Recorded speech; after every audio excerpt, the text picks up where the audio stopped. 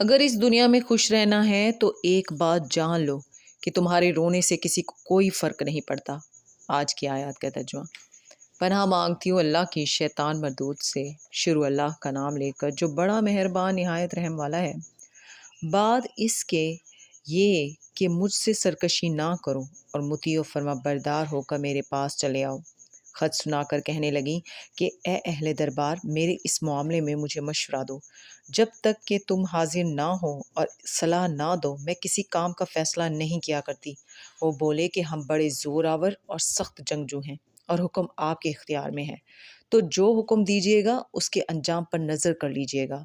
اس نے کہا کہ بادشاہ جب کسی شہر میں داخل ہوتے ہیں تو اس کو تباہ کر دیتے ہیں اور وہاں کے عزت والوں کو ذلیل کر دیا کرتے ہیں، اور اسی طرح یہ بھی کریں گے۔